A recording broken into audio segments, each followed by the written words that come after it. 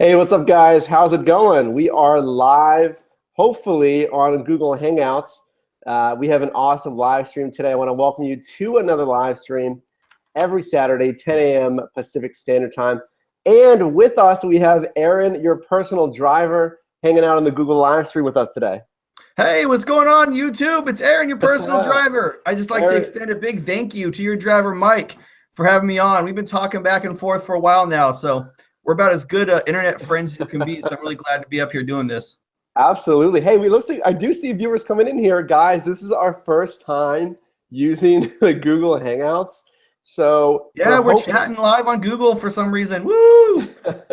We're hoping everything's seamless. So, hey, 4 viewers. All right, good. It looks like it's working. It's working awesome. Can you guys hear us? So why don't you say something in the chat or whatever if you can hear us, because this is new for us. Yeah, this is new. Let us know, because we want to see where your comments come in at. There's a Google Hangouts chat. I'm not sure if everyone can see that, but everyone should at least see the traditional.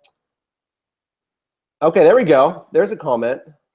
Nice. Okay, do you see the comment on? I see you guys in the YouTube chat. You know what, Barrio? Let's. Oh, good. Works fantastic. Awesome. Barrio 737. Thanks for joining. The first comment is Uber sucks. Uber sucks. Uber Frankie works fantastic. All or Nothing says yes. I can hear you guys. Daryl Bug from Texas. Thanks for joining from Texas. Awesome. Looks like we're up and going. Texas in the house. We're running, guys. This is awesome. I want to welcome you.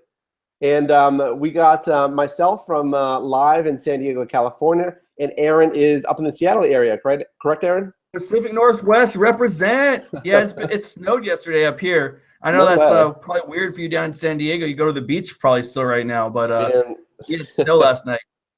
I tell you what, coming from Pittsburgh, I mean, cold in Pittsburgh is about 10 degrees.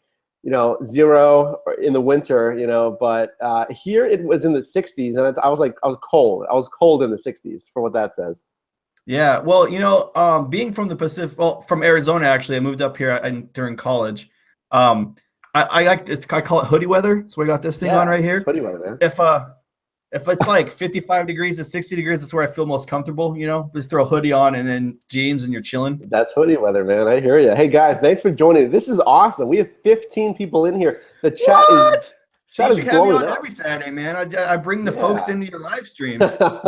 Thanks to you. Hey, guys, yeah, if you like having your personal driver, Aaron, who's out there live streaming more than me, he's on the road. It's awesome. He does a great job on his driving live streams. Leave a little thumbs up on this live stream in YouTube. Not only does it show us that you guys get value from these live streams, it gets more people in here, more people on the Your Driver team, more people on the Your Personal Driver team, and of course, boosts us in YouTube's almighty algorithm. We'd really appreciate it. 3 seconds, give us a thumbs up if you could.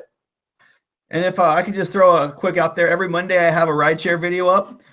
So come check out my channel if you like to do that. Every Wednesday I do a live stream for new drivers. So if you want to know how to do basics, I cover that on Wednesday. And Friday and Saturday, I do a live in-car stream. So you can see me taking around all my crazy Seattle passengers. And I'll be doing again that tonight at 10 p.m. Pacific Standard Time. Absolutely. So exactly in 12 hours, I'll be live streaming again, only from inside my car. All right. And for you guys that don't know, Aaron's driver live streams are probably the most entertaining driver live stream that you could find on YouTube. I won't even tell anything about his car setup, but his car setup is very unique, and his rating is a reflection of his unique setup and his service. That's just a hint right there. That's what you gotta do the Nintendo inside the car. Okay, what's a spoiler alert? Yes, Spoilers. The hat is a spoiler alert. Well, hey guys, again, thanks for joining, and absolutely check out Aaron's channel. And the reason we wanted to do a collaboration, and I'm sure many more to come, was because he's really growing fast on YouTube. He just hit 1,000 subscribers in the past month or so, and the content's there, and he provides a good back and forth, the dialogue when it comes to Uber. Yeah, you're being too nice, man. You're almost at 2,000. We started at the same time. You're twice as good as I am. No. Everyone's got good content. Everyone's got great content. And we're both very thankful for the subscribers that we have. Hey guys, let's catch up on your comments here. Uber Frankie, Long Island, New York here. Steve Cabby commenting, yeah, it does. Must be confirming something there. Dan Zunko, thanks for joining. Slow day in Pittsburgh. Nothing for over 30 minutes. That's interesting, guys. We can talk about that. Steve again, Florida. Barrios, Suffolk. Suffolk, again, so you guys are chatting it up. Hey, John, Midnight Rider, working well in Western PA. Thanks for joining. We got more dialogue. Barrio is having some pain points. Passengers are too cheap, they say. That's goddamn straight right. He's double. Should put that again. Too cheap. Hey, Dark Road Run, thanks for joining as always. Two of my favorite YouTubers.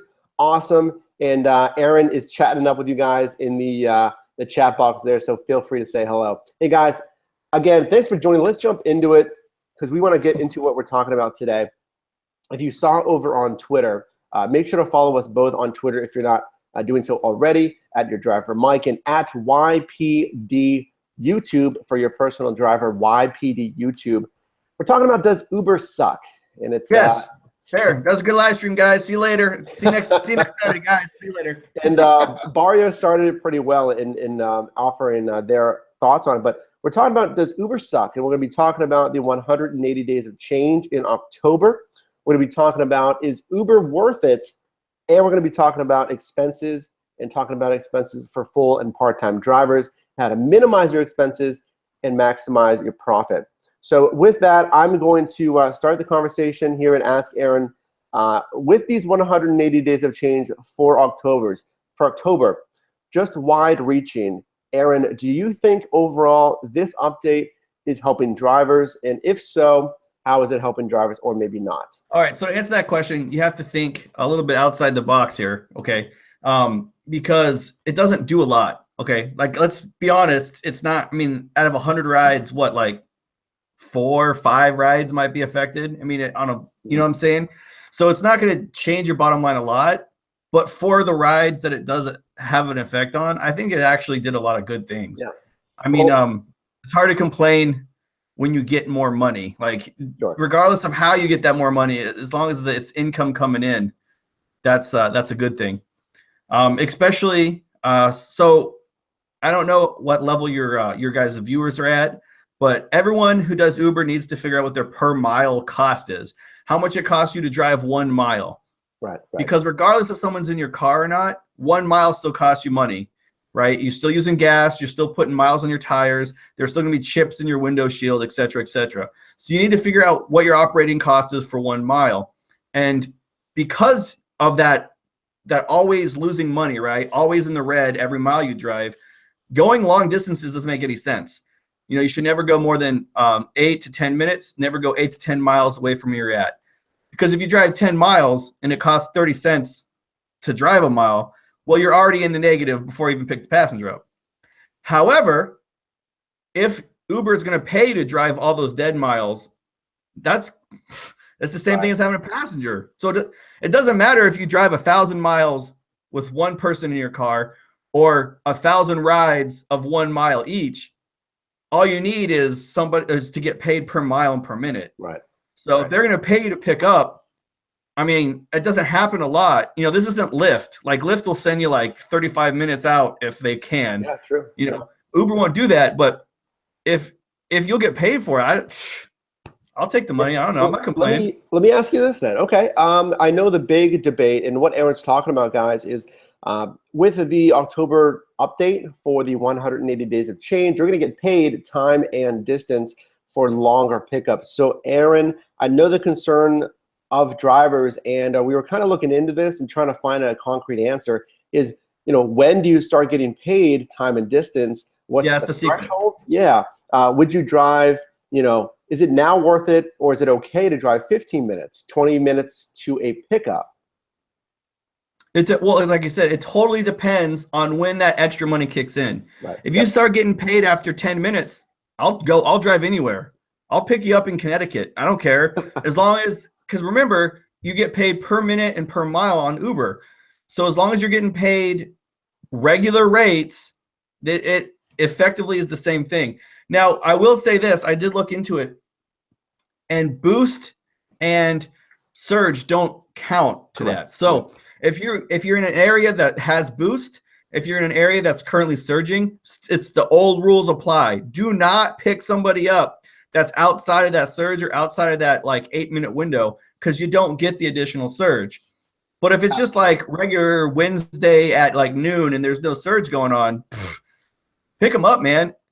As long as the time doesn't click in after 10 minutes, because 10 miles, 10 minutes is about where you should be cutoffing for your pickups. Sure. In my opinion. I think of it as almost like having a ghost rider, because you're getting paid the same. You just happen to be driving to the passenger, but you're still getting paid, like you said, the time and the distance. It doesn't have surge or not prime time, of course. It doesn't have surge, which would be ideal, but I can see how it has to get cut off to a point. But hey, at least you're getting paid as if you had a passenger in the car. Yeah, no, I feel you. And yeah, the other thing you got to think is, and I like to keep it real on my channel. Like, I mean, if you're getting paid, you might accidentally turn right or left at the wrong street and have to maybe drive a little extra. Like, I wouldn't do that. This dude right here wouldn't do that. But I'm just saying, and I know a lot of drivers out there on my channel might take a little bit longer route to pick somebody up if they're getting paid for it. I'm just saying. No, I hear that, especially because Google Maps, Waze, whatever recommends a certain route. Maybe it's not the most feasible or the most traveled route. Sometimes it's not the route that makes the most sense. There may be another route that maybe it is longer, but maybe your passenger prefers it. You don't know, right? No, I'm saying on the way to pick them up, right? Like if it's like 2 miles to pick them up, it accidentally turns into 5 miles. You don't know. I don't know what happened. I don't know. It's following the GPS. I just stopped at Safeway on the way and got a Gatorade or something. You know what I'm saying? Like, yeah, I think that there's a temptation there to maybe abuse that system. So I don't do that. I keep it on the above, because also I'm live streaming while I'm in my car. Right, so if I do something shady, I'm announcing that to the whole world. Yeah, no, that's a good point. I'm cheating the system.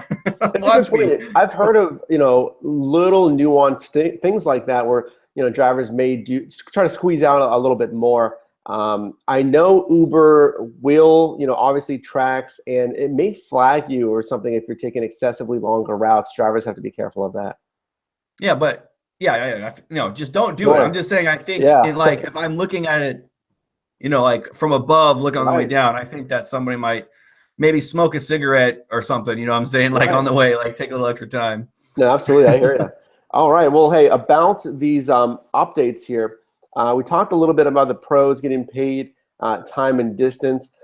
We also have, going over the changes here, the cancellations for time and distance. Let's talk about this. You'll get paid either the time or the distance or the cancellation fee, whichever is higher. How much of an impact, if any, is that going to have? I bet you that's going to have more of an impact than anything else. So honestly, I'm going to take a break from Uber real quick. I wish Lyft would implement this this particular like thing, right? Most of the time, Lyft is ahead of Uber as far as like incentives and being fair to the drivers. But one big problem on Lyft is there's like a ton of cancellations, because Lyft, Lyft passengers will just be like, no, I don't like his profile. It's too low. I don't like that car. And they'll continually cancel or whatever. So you can get like 5 or 6 cancels in a row. And at least this would kind of stop that from happening on Lyft. It's not, for me, in my market, not a big problem on Uber.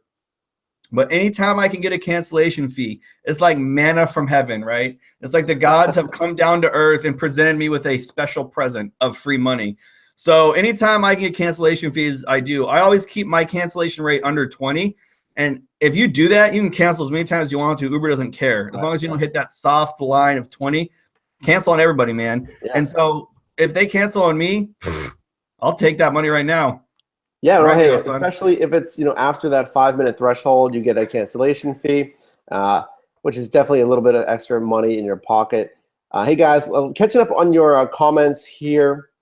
JV, what's the ordeal? Why won't Uber let me have my truck in service? Gotta have 4 doors. Yeah, 4 doors, definitely. I've seen some trucks on the Uber platform. Just make sure you satisfy the requirements for your city. Dano Smith, as always, hey, thanks for joining. Hey guys, just jumped in. Nice to have you here. Barrio, 737, Uber is taking advantage of all drivers. They should definitely be regulated. And that's always been one of the hot button issues is regulation, with these rideshare companies. And of course, pay. The pay has to make sense. And hopefully, we're going to talk about this next, is things to come for the final update in November. Is it going to be rate increases? Oh, you spoiled it. That was supposed to be like our big lead-in question at the end. We're going to be talking about that. You're going to talk about that next. Yeah, yeah. And Dark Road Run never thought Uber would have more driver features than Lyft. And funny point about this, guys, is if you check your, and Aaron, I'm sure you've seen this, if you check your Lyft app, guys, this probably looks familiar, is Lyft just gave me a prompt that says, you now get a heads up on long trips on Lyft, which is sounding... Yeah, they're catching up. It's funny to say that Lyft is catching up to Uber because it's been the opposite for so long. Yeah, absolutely. And we've seen numbers. We've seen numbers where it's been reported Lyft had, I believe it was 10%, 15% of the market share back in the day, and they've really skyrocketed that up to, I'd say 30%, I believe was the number now. And at this point, going into 2018, I wouldn't be surprised if it's closer to 35%. Hey, so off topic, are you going to invest in Lyft when it goes public? Well, it's interesting. I mean, Uber, little side question here. Would you invest in either Uber or Lyft, because they are private companies, and private companies can really scale their profitabilities. I mean, these are businesses, they're seeking profits by coming out with an IPO. So I don't know, what would be the asking price there on an opening day, and would you invest? I'll turn that back to you. I'm thinking about seriously going liquid, like on everything I have, like selling all my Bitcoin, all my all my stock, and then just buying Lyft, because I think that Lyft is going to be the winner against Uber. So I'm big, I'm all in. Yeah. And I don't think Lyft is going to, or I don't think Uber is going to be able to go public just because they have so much problems on their books. I don't know how good Wall Street's going to treat a company that just keeps losing hundreds of billions of dollars every quarter.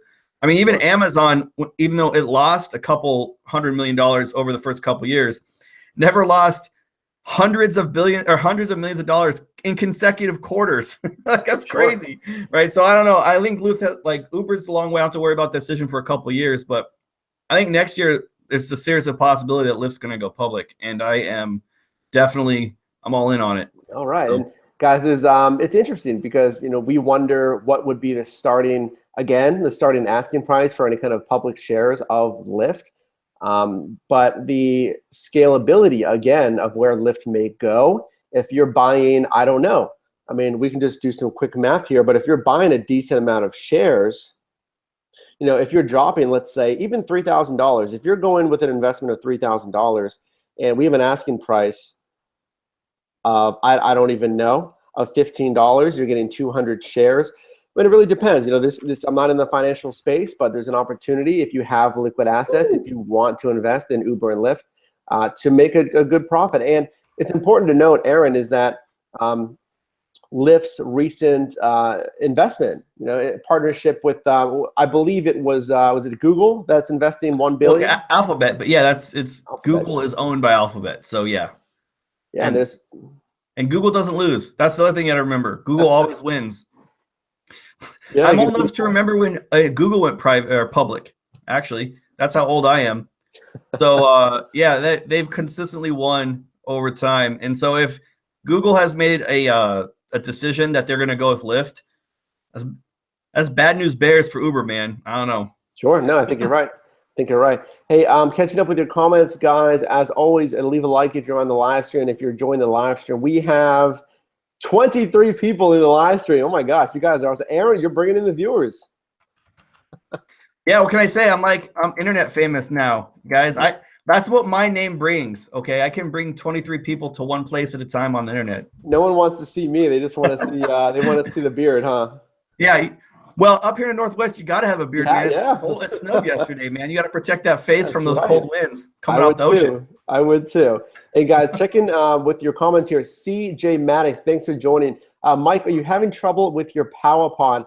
I am not. I've had some passengers use it. I've had some coworkers comment on it as well and use it, and they liked it. If you're having any problems, let me know. Feel free to reach out to me at yourdrivermike@gmail.com. Let's talk about that, see if we can make that right for you. Uber Frankie, following up on CJ's comment, got an email from PowerPod, switch to the white plug instead of the green, and that's on your provided DC power cord, so maybe plug it into the other power source, other switch on that DC adapter, but let me know.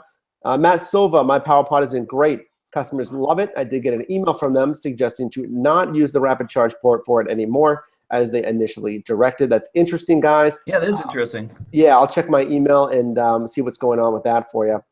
I'm on Team PowerPod, so that's a weird thing for me to hear. I like that thing, man. Yeah, mine's been working great. I like it. You know, if it is the DC port, you know, if you want to get even a larger port adapter, we actually just reviewed the Zeus Smart Charger. There's a video on that on the channel. If this is in the rebroadcast, I'll try to link it up here for you guys. But now that is only a 2-port charger, but it's a very nice aesthetic to it. So if you want a modern aesthetic, maybe a few ports, you can go with that. The PowerPod has, I believe, 2. And then if you guys have a Falcon F360, which is the dash cam that I use that we featured on this channel, that comes with a 3-port DC plug. So again, you can switch out your plugs, maybe find one that works better for you. And Lance Brown, hey, thanks for joining. How well does Lyft work in Las Vegas compared to Uber? From what I've heard, you're battling saturation in Vegas. There is some regulations in Vegas, or I should say restrictions as far as pickups with the casinos. So you have to become familiar because a lot of these casinos, you can't always go in the front. Okay, at Stratosphere, for example, you have to go in the back and there's a separate rideshare taxi pickup. Some places, taxis pick up in the front, Uber and Lyft are in the back. So make sure to iron that out if you're driving in Vegas. If you do pull into the wrong location, you're probably just going to get yelled at. There's no real tickets that I'm aware of. Yes, Eric, go ahead. All Uber and Lyft drop-offs in Vegas can get paid too. So make sure you go talk to all those hotels, all those casinos, and not all of them, but a lot of them will pay you not like a huge amount of money, a couple of bucks, right, per drop-off. But it's worth it if you're going to do Vegas full time to do that. And then, you know, it's like basically getting like a $5 tip every drop off because the casino is going to pay you for it. Especially if you suggest somehow, like on your user profile, hey, my favorite casino is this casino. They'll pay for you. Like, I don't know if you guys have used your Uber or Lyft profiles, but you can like put personalized things in there now. So just an idea there. They'll pay you for the drop offs there in Vegas. Yeah, a good tip, absolutely. All right, guys, let's see here. Steve, I signed up for deliveries and was accepted, but I only use the UberX and Uber Pull feature only. Does that affect my requests for pickup? Uber told me so yesterday. So I believe what you're asking is if you drive on UberX and Pull only, does that affect your request for pickups? And you mentioned you signed up for deliveries as well. Now, if you have other platforms, yeah, if you have other platforms you're eligible for, maybe you're driving an Excel or something, I'm not sure. But no, yeah, that in short, that won't affect. I don't know if you'll be able to see this on the screen or not, but if you go to this screen, okay, right here on the top right here, you click on it, then you see this little like button right here. You can decide when or what kind of things you want to do. If you want to do Uber X, and if you want to do just trips by themselves, or if you want to do delivery also. And on your ratings, you'll have 2 separate things. So there's regular Uber X, and then if you click over here, on delivery, it has its separate pickup and drop off. So if you decline a delivery, it won't affect your Uber X ratings or anything like that. And if you get a thumbs down on delivery, like for whatever reason the person doesn't like you for delivering food, I don't know why they would do that. Some people do. It doesn't affect your UberX rating and vice versa. So you choose which one you want to do, and if you do both, then it doesn't affect the other one. All right, all right. I hope you guys can see my phone. If not, it's just going to be me being stupid. Like, look at this thing you can't see. I think we did see it. I saw it on my end. All right, guys, let's see here. I know M. Silverhammer didn't like the 180 days of change, and I saw some other drivers that thought the same. M. Silverhammer says, let's be honest here, has anything that Uber has implemented in the 180 days of change program, except for tipping, made any noticeable or appreciable impact on Uber drivers? In my opinion, no. Aaron, what do you think about that? That's what we talked about at the beginning. I mean, Sure. out of 100 rides, how many are more than 10 minutes away or more than 8 miles away? So, I mean, he has a point there. But, I mean, I always say this, don't let better be the enemy of perfect. This isn't what we want, right? We want more money per mile and we want more money per minute. But that doesn't mean that just because we didn't get that, this isn't still better than where we were beforehand. So Sure. it's a step in the right direction, and more money is more money in your pocket. So, I mean, I hear what he's saying, though. What he's saying is you can't trust Uber, right? Like, look, if you've been driving for Uber for more than a year, first, congratulations, you're part of that 4% because 96% of people quit after 1 year. But if you have been driving for more than 1 year, and you're an old steely vet like me, you know that Uber has lied repeatedly to its drivers, to its customers, and so I understand not trusting Uber. They say they're going to do this, but until you have proof of it, it's hard to take them at their word, But I think they will because the tipping went well and all the other features seem to have been enacted correctly. So hopefully they'll follow through on this too. And what's interesting is that, I mean, remember the Uber that we've always known has been Travis Kalanick's Uber. We've known no other Uber. Oh, hashtag for realsies. Hopefully, I mean, we don't know any other Uber versus the team at Lyft and Logan Green and his team. But hopefully, Dara Khosrowshahi and his leadership and his team now changes to the CEO role don't necessarily, you're not going to change every other role under that business model, but hopefully we see what I want to see is continued improvements after this 180 days of change. Don't just make it just 180 days of change, but going forward continue, and hopefully, Aaron, let's move on here. For November, are we going to see those rate increases? I think we are. I think the last change in the 180 days of change are going to be rate increases. I don't think it's going to be a 30%. Like, that's what we need as a 30% increase across the board, basically. You need to, after Uber takes its cut, you need to make $1 a mile.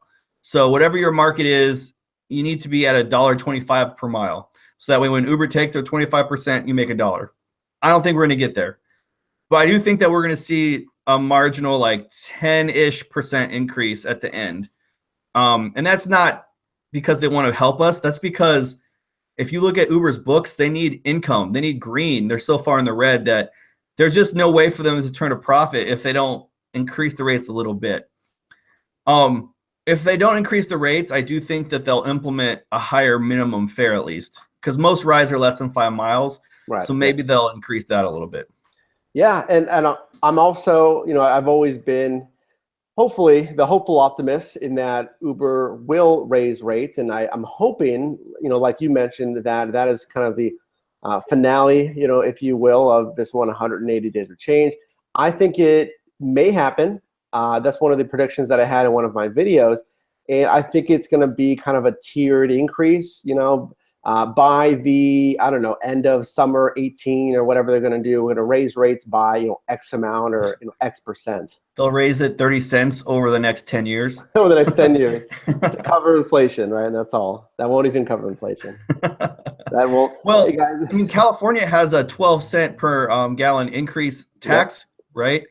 And so our gas is more expensive up here in Seattle. It's between $2.50 and $3 right now, but it's normally above $3. So I think that you need to increase it a little bit just for that. Yeah, for nothing else. And we're at 116 a mile here, I believe, in San Diego.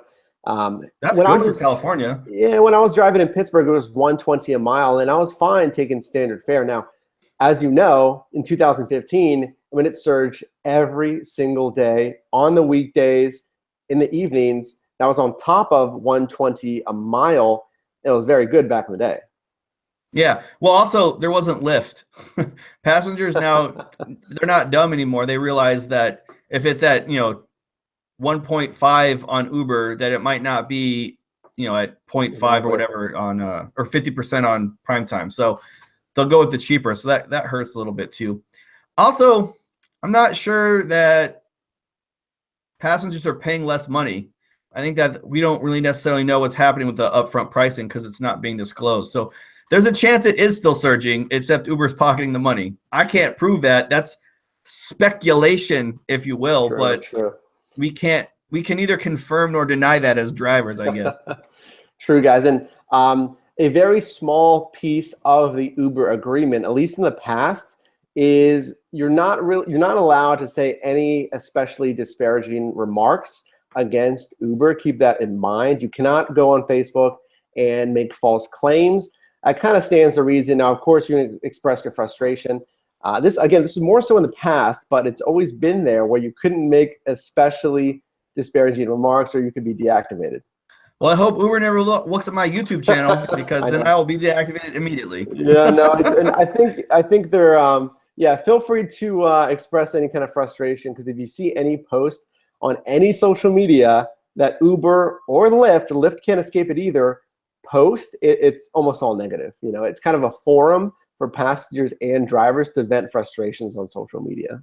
Yeah, well, I mean, let's not talk about all the lawsuits they had because of the upfront pricing. Let's move on from that. But I got a question for you. If they don't do the rate increases, which we both think are going to happen, what do you think they will do then? Like, what's the other trick they might have up their sleeve? The only thing that I've really thought of in that predictions video, and again, guys, if it's in the rebroadcast, if we can, we'll put it up here, is I was thinking there's got to be something that's monetary. I mean, if it's not an overall pay increase, a small thing that I would love to see done is recognizing tenured drivers that have been on the platform for 1,000, 2,000, 5, 10, 20,000 rides, to do something like Lyft has done. Lyft sends out the Lyft driver jacket after 1,000 rides. Lyft used to reserve the glow stash, and then now the amp for drivers that have done more rides. So if they can't do an overarching pay increase, which I really think they need to do, and they're gonna, it may be the nail in the coffin if they don't raise rates. They need to do something. They have to do something that's monetary. If they don't do something that's monetary, that is actual concrete revenue generating changes, like M. Silverhammer mentioned, it's got to be a profit increased change, then I don't think it's going to really be a success. Well, plus it's the last one, right? So forget all the other stuff. The only ones you're going to remember are the first one, which was tipping, and the last one, which is whatever is going to be better than tipping. Like, I don't know what you could consider better than tipping, but that's what it'll be. What do you think about a matching system? Some of the other rideshare apps on the East Coast and like in Austin allow you to, you know, if you like a driver, to retain that driver on your profile, and you can request that driver if they're online. Or like Lyft has a much better early ride matching system, so you can plan ahead. Uber kind of has it, but it's not very good. So maybe some kind of like user-like in-app service, right, where you can request a certain driver, or at least someone to get you at a certain time. Because right now with Uber, if you request an early drive, it just sends a request out at that time.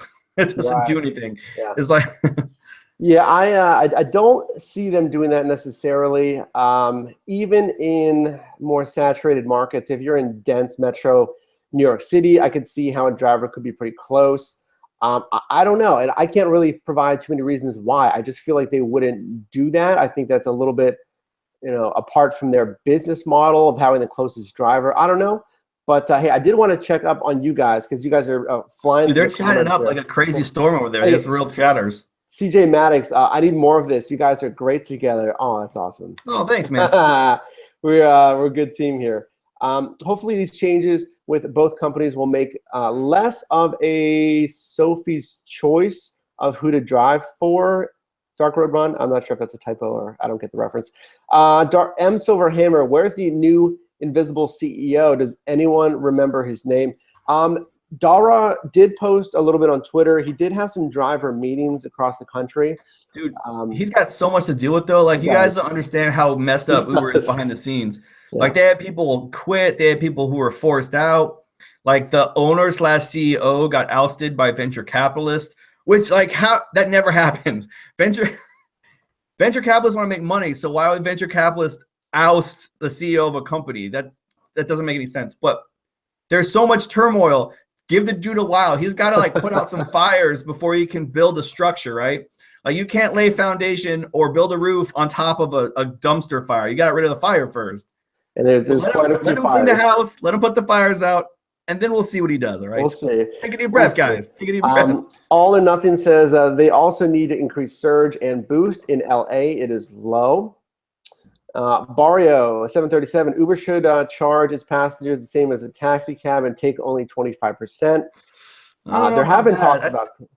I think you should always be cheaper than a cab. That's why people like Uber. Right. Right. You know, this is That's cheaper. a good point. Dano says, I'm sorry. Dano says they'll probably lessen the percentage taken out, but at the same time increase the booking fee again. LOL. Dano says. Yeah, Dano's got jokes. I mean, that's three times, right? They raised the booking fee 3 times this year, or I know at least twice, right? I think so. And so why not again? Why not again? Timothy Wong says, how about more per mile for drivers with a X amount of rides? Incentive program. Get the shtick. Hope I don't get deactivated. I hope you don't get deactivated either. I think I read. Oh, okay. I see what he said. I think I read that wrong. More per mile. That's interesting, Aaron. More per mile for drivers who have had X amount of rides. What do you think about some kind of incentive program for drivers that have X amount of rides? Lyft does something like that. So if you take out, I think it's 3 or 4 rides in a row without turning a destination filter on, without logging out of the app, and without declining a ride. So 4 in a row for Lyft will get you extra money. I think it's like $35. It's not a lot, but you know that their incentive is they want people to go offline. They don't want people to switch back and forth between Lyft and Uber. So I think that makes a lot of sense for the company. It's not real good for the driver because you make more money, you know, cherry picking the rides back and forth between Uber and Lyft, which one's more, you know, more lucrative. But it makes sense if you stay online, you have 100% acceptance rate, and you take all the rides given to you, that they want to incentivize that with more money. Because that's the only way it would make sense. You don't make money if you take every single ride that comes your way. And I believe they're calling that a streak. Is that what they're calling that? Yeah. A streak incentives kind of thing? Yeah, it's not in my market. Lyft doesn't do that here in Seattle, but there are markets that Lyft is doing that in. San Francisco, because they always do everything in San Francisco because it's so busy there. Yeah, piloting a lot of programs there. All right, guys, moving on here. Okay, yes, All or Nothing confirms. It's called streaks, yes. So our second overall question here, and again, I want to welcome you to this live stream here. We have a special guest, Aaron, your personal driver. What's up? On the description of this live stream, we'll make sure to put his channel linked below. But hey, guys, if you're enjoying the content so far, you know what to do. If you can please leave a quick like on this video. Shows us that you guys get value in these live streams, that you enjoy the content here. Gets more eyes in here, more people on your driver team and your personal driver team. And of course, boosts us in YouTube's almighty algorithm. Real quick, if you haven't done so already, really appreciate it, guys.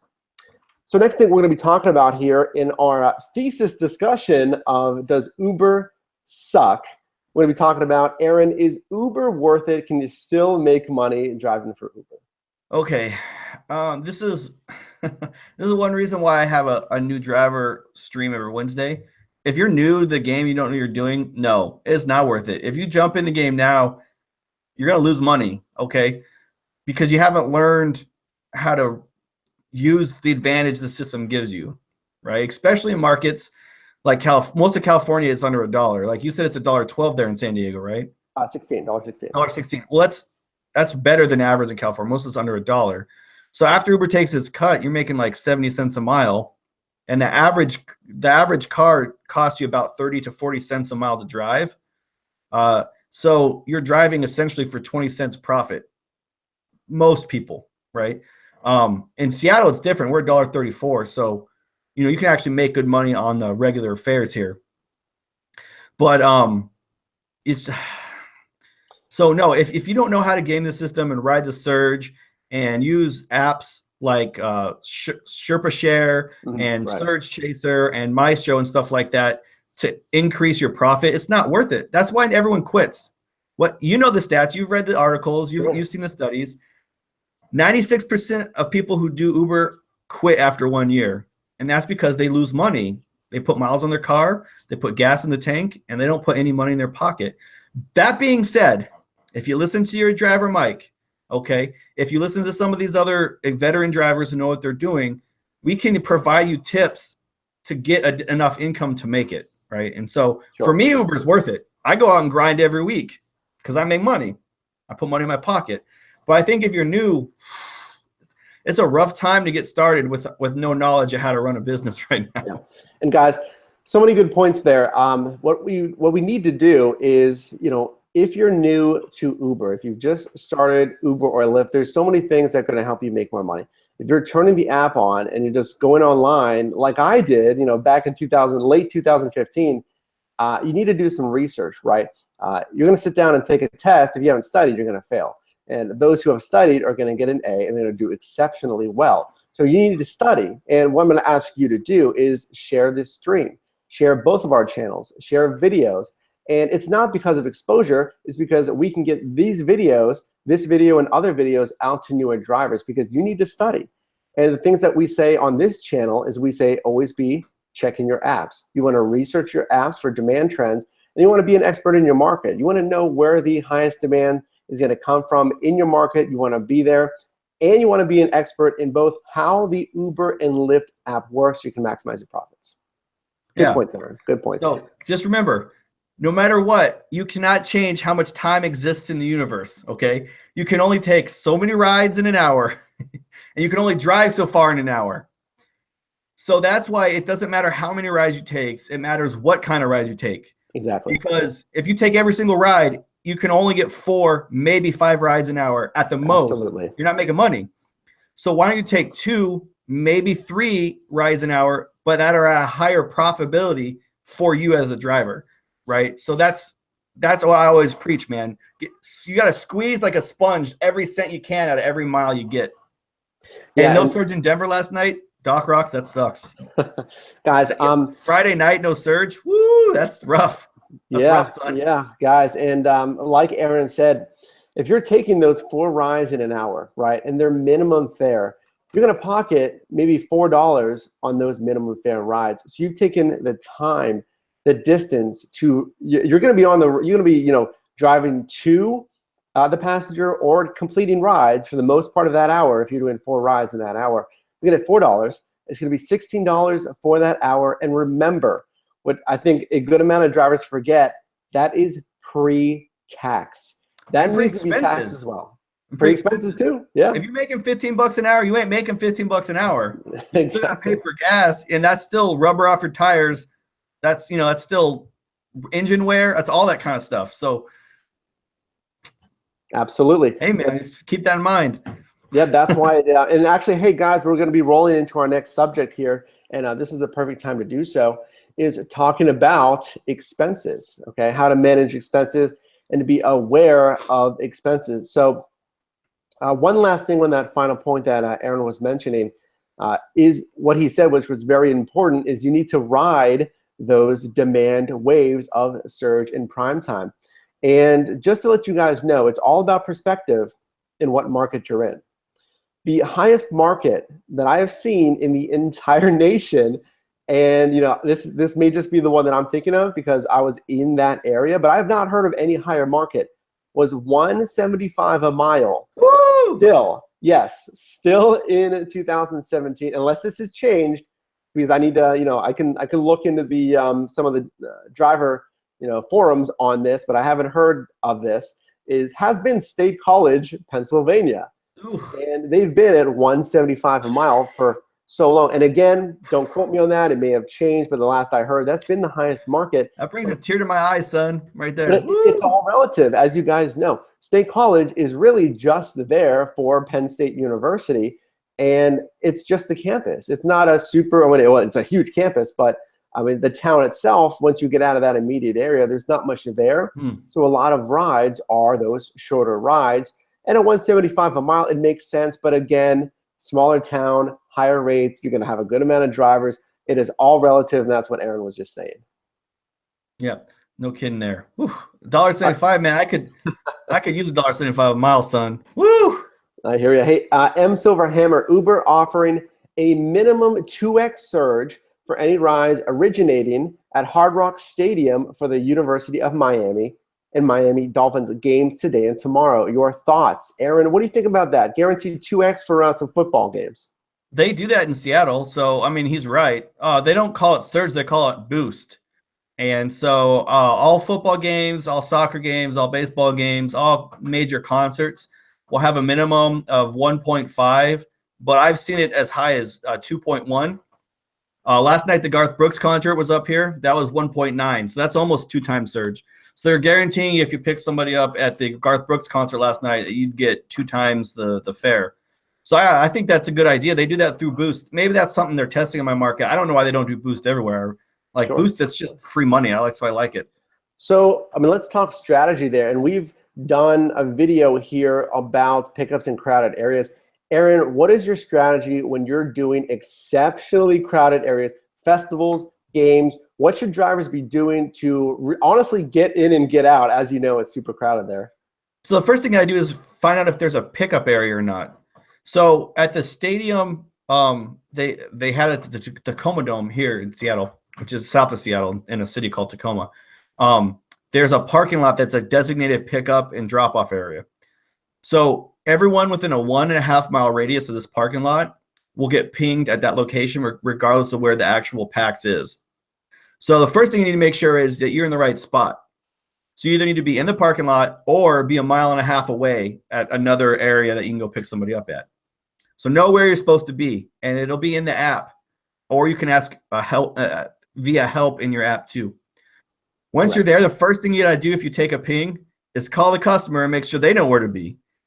Because if you are in the parking lot and their asses is 1.5 miles away on the other side of the stadium, well, you're never going to find them. So that's why you keep your cancellation low. Just cancel. Don't be afraid to cancel at events like this. Cancel Absolutely. 5 or 6 times in a row if you have to. Absolutely. The next thing you got to do is, I'm sorry, I didn't mean to cut you off. But the number 3 is you got to get there early with your app off because it's first in, first out.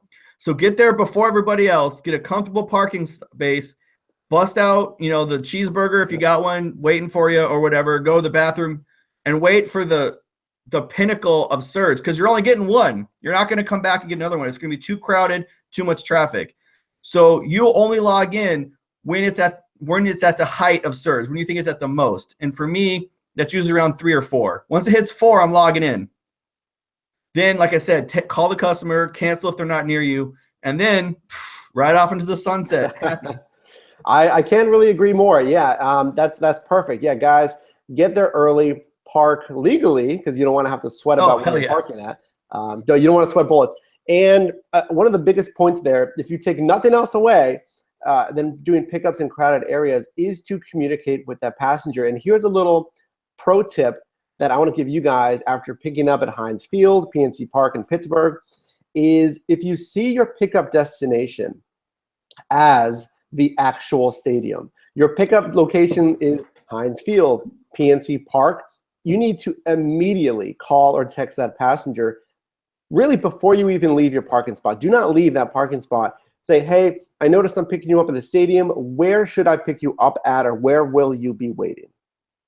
You're too nice, man. If for me, if I get that and it's the pickups at the stadium, I just either don't accept it or I cancel. You don't got time. Not a bad piece of advice. I don't got time, man. You can't go searching around a stadium for somebody. No, guys, yeah, definitely don't do that. Either way, whatever you do, if you want to reach out to your passengers or if you want to have that time out, yeah, don't go looking. If anything, call or text that passenger.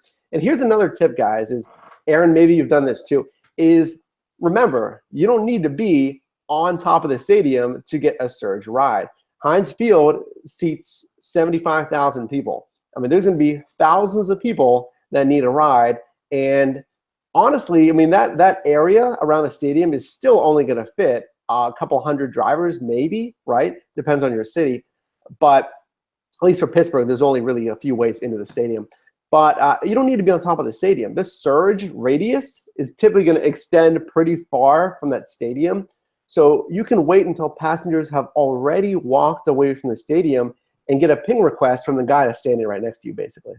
The other thing you could do is if you don't want to deal with all the traffic and stuff, there's going to be a residential area near that stadium somewhere.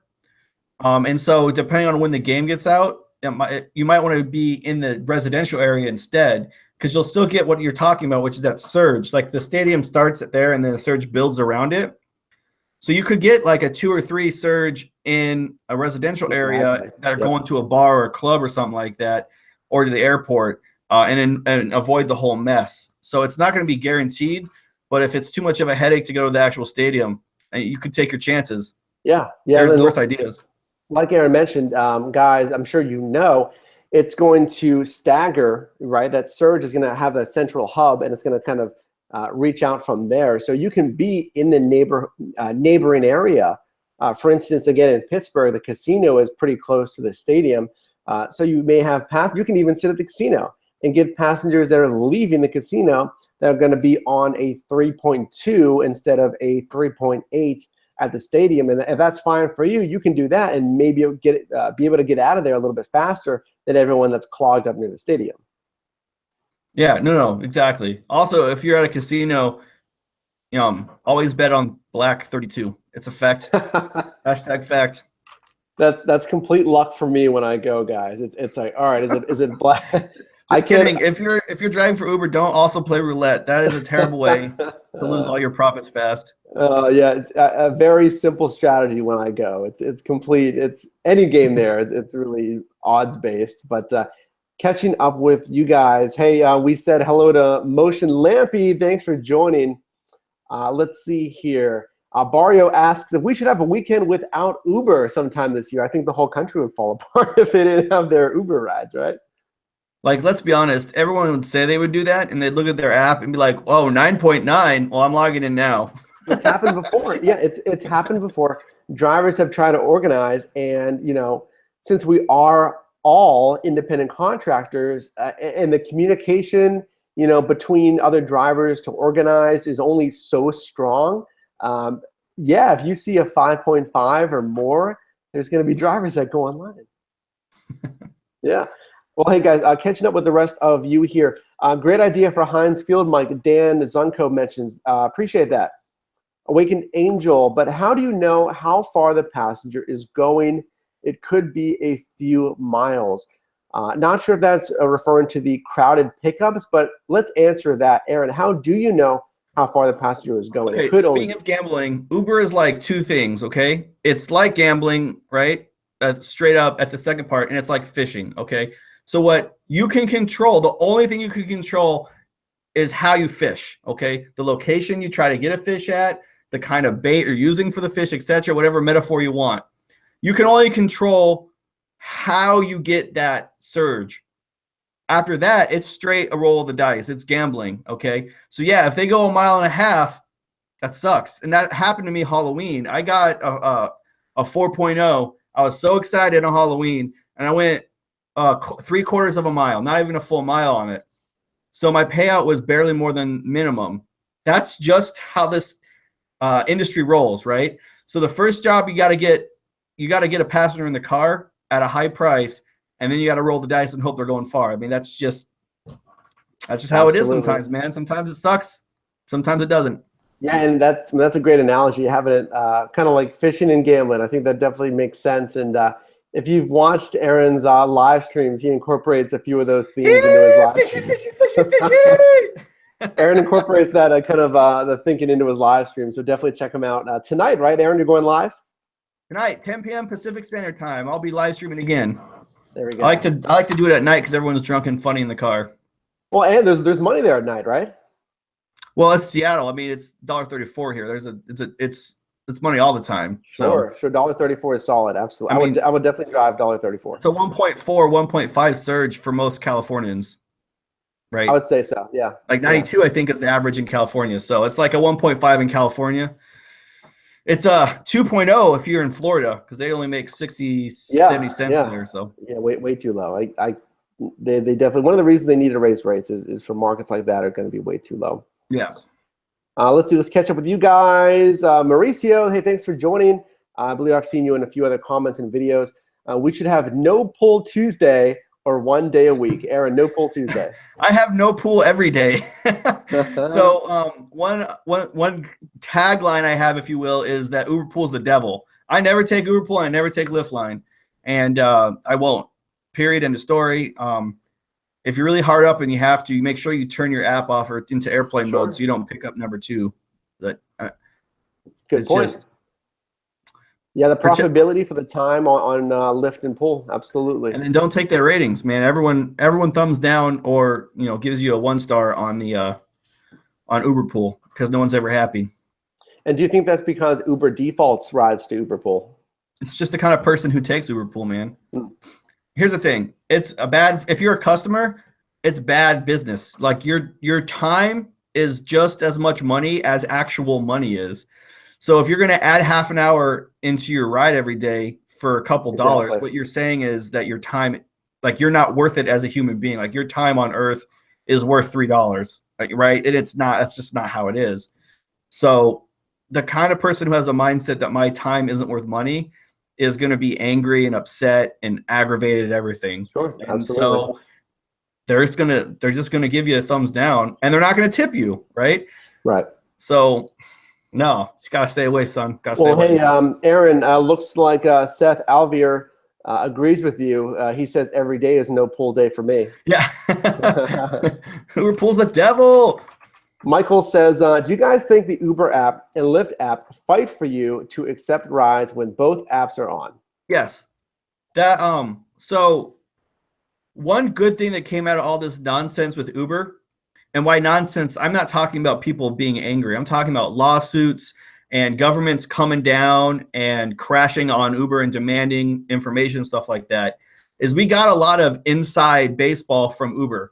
And one thing that we found out is if you have both Uber and Lyft on your app, Uber knows that and Uber tracks that, which, by the way, is against iOS policies. So they got in trouble with iOS and the Apple people for that.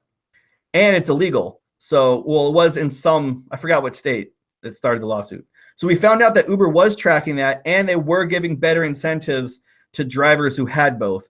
Correct. So if you have both and they offered you like a boost or an hourly rate, you got more as a driver than you did if you only had Uber. And so that came out through court documents. So we know that. So I guess, so that's easy. I don't know. I'm babbling now. You know what I said, right? I made a little bit of sense of there somewhere. Absolutely. Yeah. And I think, the overarching, theme of Uber Pool, Lyft Line not being profitable, it makes sense. You're adding in the extra time. The pay's not really there.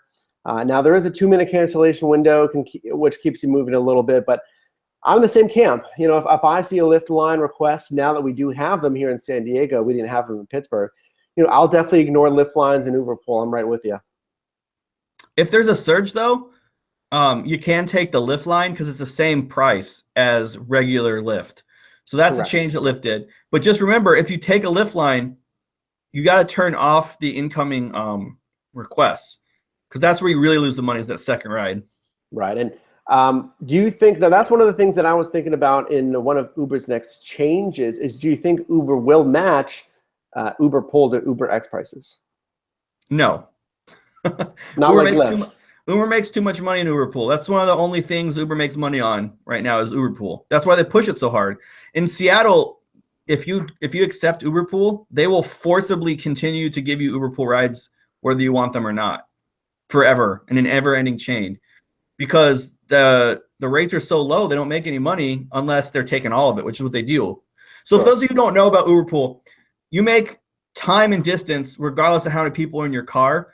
So the second, third riders in your car give you zero money, and then Uber takes 100% of their money. So that's why it's profitable, because they're basically like you're giving a free ride for Uber is essentially what you're doing on the second rider. All right. Catching up with you guys' comments here.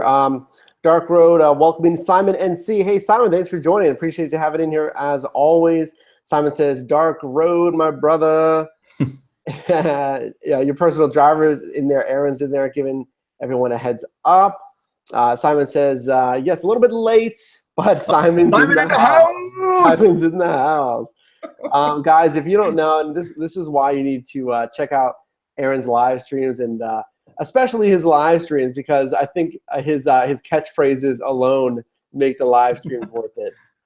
Yeah, everyone who comes on my live stream, you get a shout out, as long as I don't have a customer, and that's Simon in the house. I think there's a good opportunity for your personal driver merch there with some good catchphrases. Oh, I'm so bad at making money. Yeah, I didn't even think about that until you said that right now. But I guess I could try that. Well, I don't know. I don't even know where I would do that at. You need to copyright those catchphrases. www.makememoneysomehow.com. Is that where I go? Okay, Hey guys. I mean, speaking of, I mean, if you do like certain things like that, we do have a Your Driver Mike shop, including these Your Driver Mike team shirts here. That is one place you can go, shop.spreadshirt.com/Your Driver Mike, if you want to rep the team. See, look at that. You're already making money off of smart stuff. That's why you have 2,000 subscribers. I only have one. It's because you're smarter than I am. We're getting there. The content's there, guys. The content is definitely there on Aaron's channel. Check it out. Hey, checking in with you guys. Let's see here. Barrio says, I also think that airport passengers shouldn't be allowed to choose Uber X outside of the queue. They should only get whatever's in the queue. Oh, like Uber Select or Uber XL. Interesting. And let's see. The next poll change. No way to stop them going offline. That's from Dr. That's Ross. probably true. But hey, if that's actually never true, because you always have airplane mode. So if you have airplane mode on your phone, and almost every phone does nowadays, it cuts off the internet, so they can't give you another ride. Or you could get the little chip that you put into your car to get internet, run off of that, turn off your 4G, and then unplug it. That's another way you could do it. All right. And something interesting here from Mauricio. It's our business, our cars. Can we advertise on our vehicles? And let me actually take this one first here. I'm going to address not on our vehicles, but in our vehicles. And guys, as you know, I'm not going to touch on this too much, but as you may know, or if you're new to the channel, we've been working with Cargo, which is an in-car system to allow you to make more money. On average, $150 per month. And you are allowed to do that. You are allowed to have a system like that. We won't go into it too much here. There's links below in the description, as well as videos on the channel. I'll try to link one up here. But you can have items inside your car. Aaron, what do you think about the outside of the car and advertisements? Hey, man, this is my opinion. Life's a hustle, man, so hustle. That's the end of that story. What are they going to tell you? Here's the thing. In business, remember, you can do anything you want to in business, as long as two things don't happen. One, there's a rule against it, and two, there's an enforcement mechanism. Absolutely. So, like, all Uber can say is stop it, and then stop it at that point. Well, until they say stop it, you can do anything you want to. I'm sorry, go ahead. Unless Uber's going to pay you money, they can't tell you what color your car is going to be, or what you want on it. Sure. If you think it's worth it, you can make money on it, you can. I know that some people have a tablet in the back of their headrests that have advertisements on it. That's like a big thing in New York right now. Sure. So, yeah, the company's slipping my head that does that, but there's a company that can do some ad roll for you on the back. But yeah, guys, you are an independent contractor. We've seen this before about a year and a half ago or so, where Uber would kind of reprimand drivers for advertising in their car, and then backed away from it because, I mean, again, the legality is they can really only say, hey, don't do it. We don't really love this. But they can't really do much else because you are an independent contractor. Yeah, a big thing that happened in New York was this is when Juno was still a thing before they got bought out. Is Uber was deactivating drivers for advertising Juno inside the car, and it turns out that you can't do that if you're an independent contractor. So they got in a lot of trouble for that. So they kind of backed off of that. Because the most important thing in the whole world to Uber is that you're an independent contractor. Because there's like a little bit of gray room in there. Like, are we independent contractors? Maybe. Absolutely. Like, the laws haven't really figured it out yet. The courts haven't really figured out if we are or not. So anytime that kind of gets pushed, Uber backs away. And so once they started firing people for having Juno, they were like, yeah, just kidding. Just kidding, guys. Advertise. That's fine. So if you were presented, if a company came up to you, and Aaron, let me ask you this. If a company came up to you, let's say a local business or whatnot, if they're offering you, X amount of dollars per month for either some kind of decals on the outside of the car, or even, I've seen this, is almost complete car wraps. What do you think about that outside? Would you do something like that? Dude, I'm so easy. I would do it. I do it probably cheaper than I should. Like, yeah. So sure.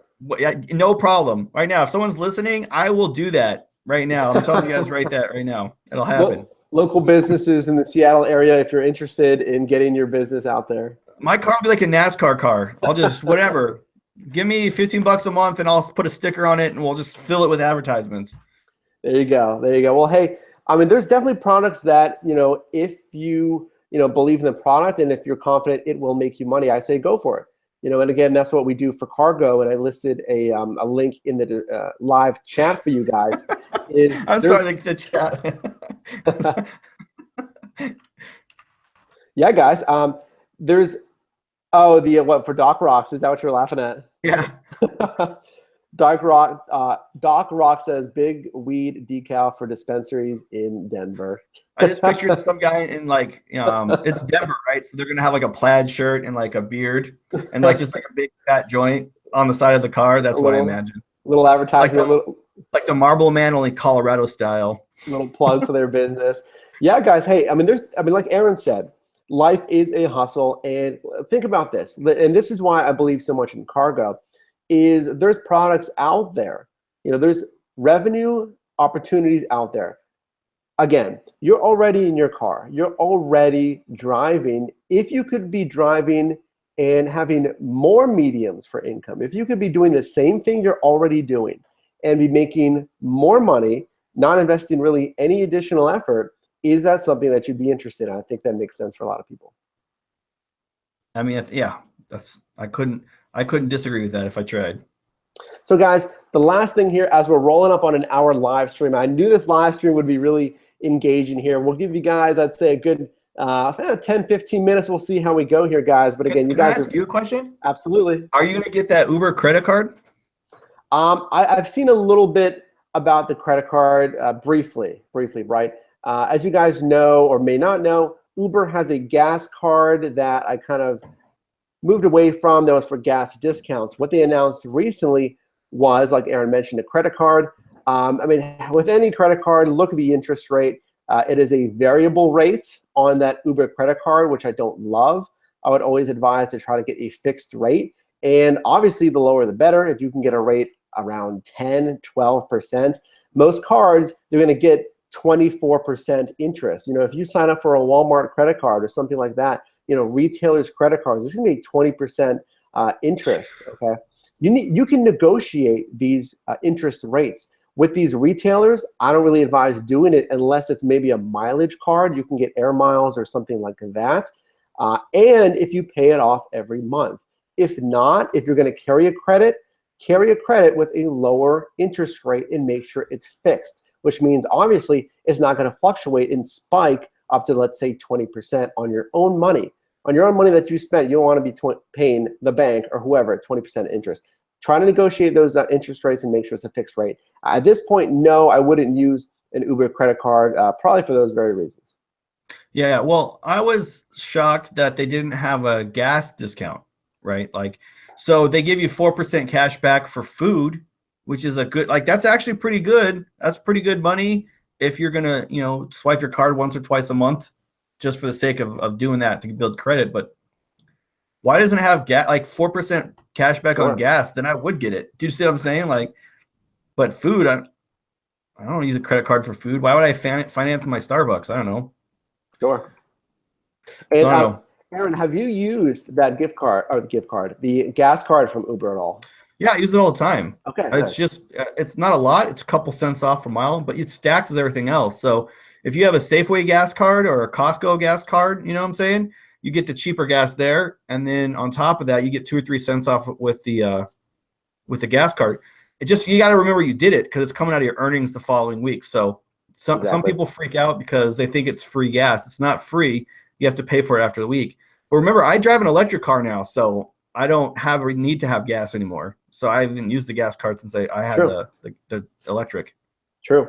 Absolutely. And guys, catching up with you guys in the comments here, asking about that gas card. It is good, but like Aaron mentioned, remember, it comes out of your earnings. What Uber does is basically credit you that.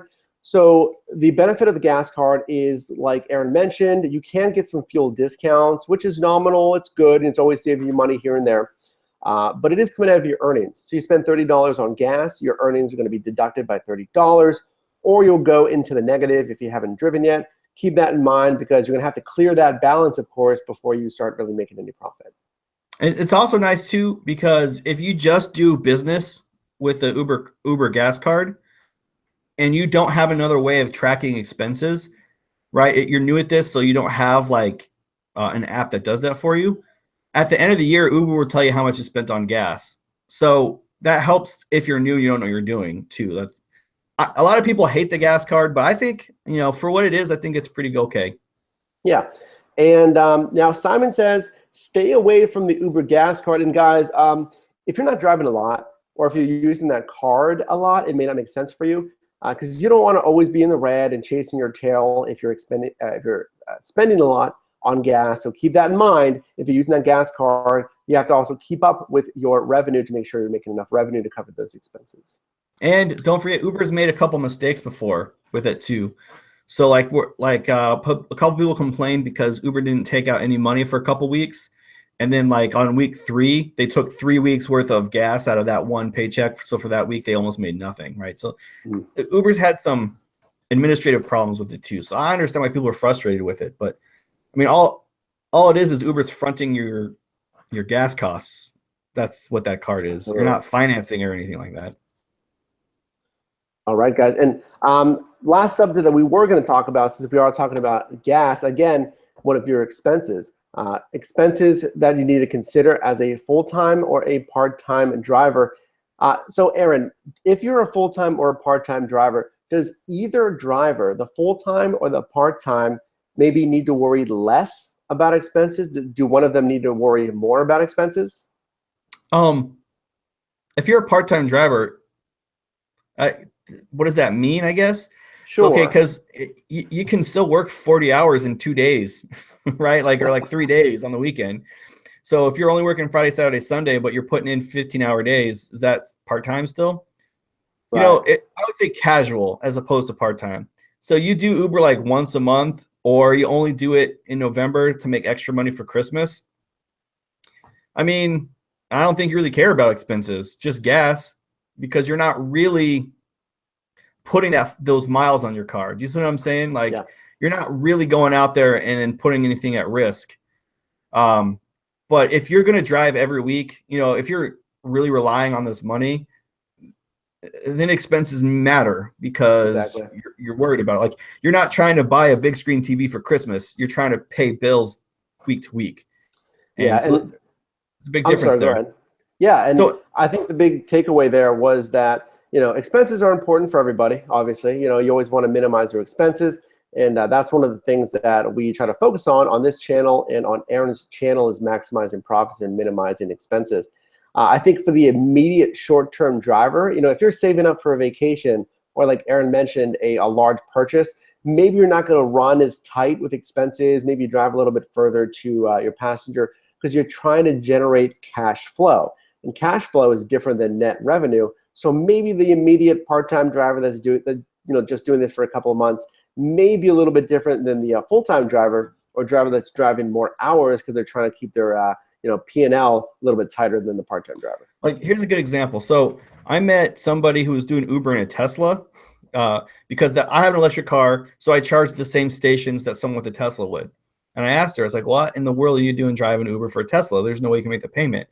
And she was like, oh, well, my husband's always gone doing business stuff like this, so I'm just doing this so I can make a little money on the side, right? So if their household can afford a Tesla, she doesn't have to worry about paying the Tesla. She's not doing Uber for money. Like, she's doing Uber to have a little cash in her name on the side rather than know about it. Do you see what I'm saying? Mm-hmm. So she didn't care about expenses. Does she care how much it costs to drive a Tesla per mile? No. I mean, her family's wealthy enough that they're making the car payments. That doesn't matter to her. And, another example is I'm right here by a military base.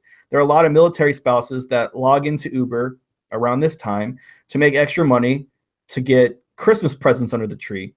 So they don't care about the car payment. They don't care about gas payment. That's all covered already. They're just trying to make, like you said, extra cash flow. Extra cash flow, absolutely. And I see in the comments here talking about advertisements. Doc Rock says Uber should pay us to wrap our cars with Uber ads. I'd do it. I'd do it today. Call me, Uber. If you pay me money, I'll do anything. Fact. Hashtag fact. I think they just need to direct message you and maybe set something up. Maybe we'll see you pilot that program. I'm a lot cheaper than you think too. I mean, if it makes sense, I don't really. I mean, it's a temporary wrap. It's applied by professionals. Actually, little tangent here, guys. If you'd like to see a very nice car wrap, MKBHD, who's a big tech channel on YouTube, just wrapped his Tesla P100D. MKBHD. That's Marquez. Check out that video if you want to see a nice Tesla P100D wrapped. Yeah. No, I feel you there. Very cool. So guys, as we wrap it up here, a lot that we talked about. Does Uber suck? We talked about the 180 days of change, updates in October, where Uber is going to go, possibly as a grand finale in November, and is that going to encompass rate increases? We talked about, is Uber worth it? Can you still make money with Uber? And lastly, here we were talking about expenses. Things to consider for full-time versus part-time drivers. One more time, guys. Hey, if you haven't done so, if you've made it this far, if you just jumped on, if you're just recently jumping on the live stream, you know what to do. If you can please leave a like on the live stream, show us that you guys enjoyed the live stream. Well, hey, if you hated the live stream, you can leave a thumbs down, but I'd really appreciate a thumbs up. Either way, if you can let us know how you guys appreciated the live stream. And hey, how about this, guys? Excuse me. And let us know your appreciation of having Aaron, your personal driver, on the live stream, taking his time today to jump on the live stream here. So let us know if you want to see future videos and collabs with Aaron on here. Yeah, woo woo. That's a yes. You got to say yes to that. Make sure to check out Aaron's driving live stream tonight. Aaron, 10 p.m. Pacific? 10 p.m. Pacific Standard Time, Friday and Saturday is when I'll log you guys in. And guys, I mean, that's a perfect 12-hour day for you. You know, a 10 a.m. live stream and a 10 p.m. Driving live stream. We got you guys set up for the whole day here. Yeah, you got to remember I got kids, so I wake up every day at like 6 o'clock. So if I drive until like 2 or 3, it's a long 22-hour day. But those live streams, guys, are definitely worth it. And Aaron's got some good motivation to go through those long days and to be out there and especially live streaming it. Man, that's what I like about your driver Mike and other YouTubers that actually get out there and grind every day, right? A lot of people who don't drive, they just like to get up here and talk about it. And so I like your driver Mike. He has a different perspective than a lot of people out there in the YouTube land, because he's out there grinding. He's not have time to play around with these with hypotheticals. He's like, this is how it is. With the new job, full disclosure, I'm not driving every day, but I do try to get out there when I can. As you guys know, we moved out here into San Diego for a new job opportunity. But when we are out there, well, the point is, I think when you are out there, make sure you're doing it, the smartest way possible, the best way possible on the road, so you're not wasting your time, right? If you're going to be out there driving, like I tell people, when I go to the gym, you're already there. You're already there at the gym. You got there.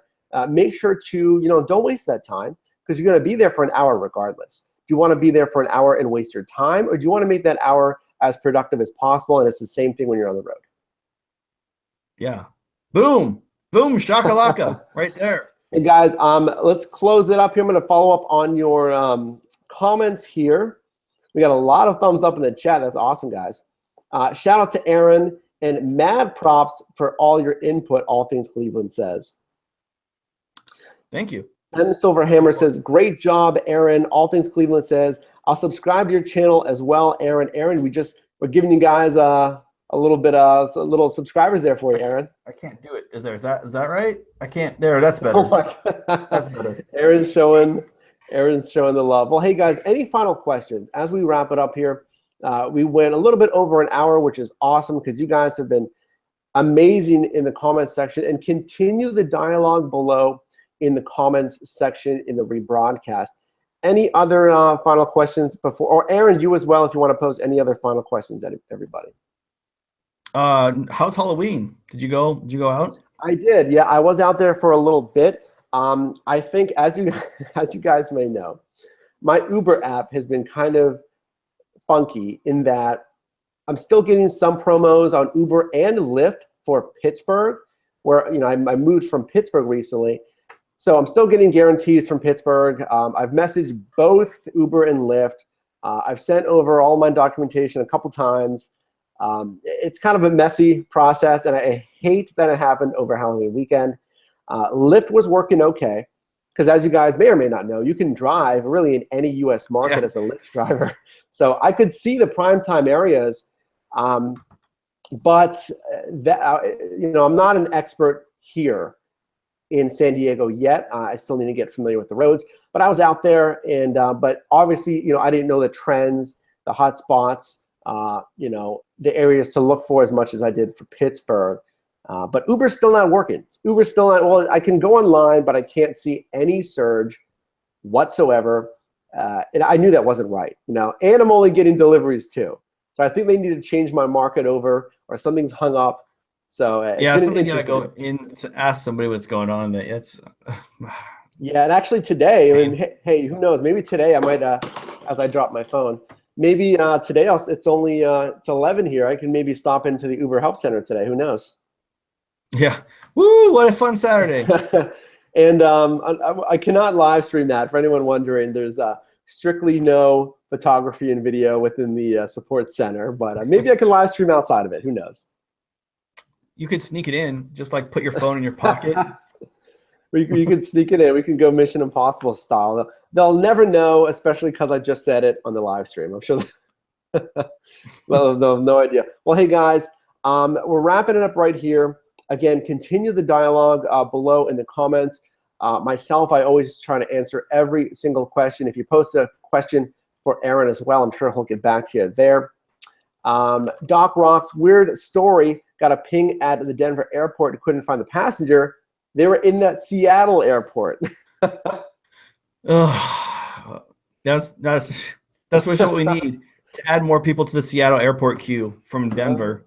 We don't have enough, here in Seattle. Well, we had a little over 100 drivers in the queue yesterday. I don't know what you guys get. What do you get there, Aaron? The most I've seen is at 350, but I'd say it's right around 250. Oh my gosh, that's incredible. Now, is Seattle-Tacoma, is it on par with LAX, with JFK? I'm not sure. No, it's not as big as LAX, but I mean, the thing about it is it's like a big port to the Pacific. Sure. So it's a lot more international travel than in LAX. It's just that domestically, not a lot of people come to Seattle. So the other thing that I remember is a big tech hub. Amazon.com is home in Seattle. Microsoft, right? That is started in Seattle. The Uber CEO came from Travelocity. That's in Seattle. So you got a lot of people from China, Japan, and India flying in to Seattle for business. So Definitely. It's a pretty busy airport, but it's just there's not enough. It's not a large enough city to support year-round travel. Drivers. That's a lot of drivers in the queue. Yeah, it's about 50 drivers takes an hour, so that's a 3-hour to 4-hour wait right there. That is people do it though. 300. Wow.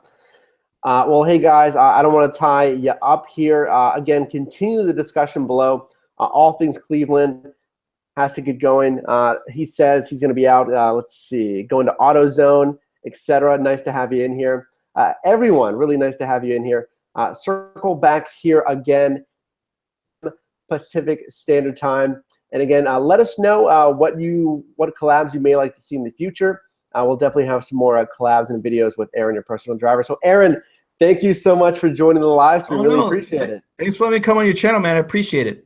Yeah, absolutely. It's great talking with you. I talk to Aaron pretty frequently, bounce ideas back and forth. And you guys will probably see me in his live stream tonight. So hey, dun, dun, dun. we'll all meet back here. Let's do this. Everyone meet back here at 10 p.m. Pacific, and we'll watch. If I'm not driving, that is. I guess I may actually be driving now. I think about it. I got to get those apps fixed first. But Aaron, thanks again, guys. Everyone that's watching the live stream or the rebroadcast, thank you so much. We will see you next week right here at 10 a.m. Pacific. Thanks again, guys. Have a good one. We'll talk to everyone later. See you guys. Thanks so much.